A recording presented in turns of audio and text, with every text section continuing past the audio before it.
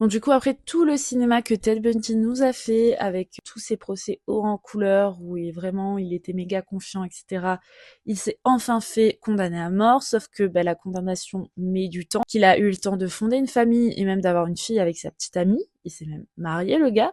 Mais à une semaine de son exécution, après un examen de son état mental, il décide de repousser sa sentence parce qu'il a déclaré vouloir avouer tous ses crimes. Dans l'espoir de purifier son âme, il avoue avoir pratiqué la et qui revenait régulièrement sur les lieux du crime pour avoir des rapports avec les cadavres. Donc c'est vraiment écœurant. Et ce, jusqu'à décomposition du corps. Il avoue aussi avoir coupé les têtes d'une douzaine de ses victimes. Et pourtant, après tout ça, tout ce qu'il trouve à nous dire, c'est « Je ne me sens coupable de rien. Je plains ceux qui se sentent coupables. Je suis un salopard sans pitié. » Donc bon, je ne sais toujours pas comment sa femme fait pour rester avec lui, mais bon, bref. Après tout ça, ça reste vraiment difficile de déterminer ses réelles motivations. Il confia à plusieurs reprises avoir été poussé à tuer par une voix dans sa tête.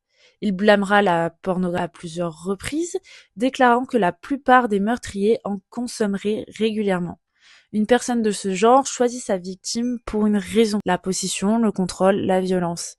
Un meurtre laissant un tel individu affamé, insatisfait, le laisse aussi avec la croyance irrationnelle qu'à son prochain meurtre, il sera satisfait. Ça, c'est ce qu'il avait confié à un journaliste en se mettant dans la peau d'un tueur en série. Bon, après tout ce massacre, il fut finalement exécuté le 24 janvier 1989 sur la chaise électrique. À la sortie de la prison, une foule s'était rassemblée pour assister d'une certaine façon à l'exécution d'un homme les plus dangereux des États-Unis. Donc en fait, ce mec, ça sera un psychopathe jusqu'au bout. Il n'a pas une once de repentir ni de remords pour ses pauvres victimes. Et malgré le physique attrayant qu'on lui prêtait, ça reste quand même un des plus gros monstres des États-Unis. Donc s'il vous plaît, ne glorifiez surtout pas ce genre de comportement. J'espère que la vidéo vous a plu et je reviendrai très vite avec un autre tueur en série à vous présenter.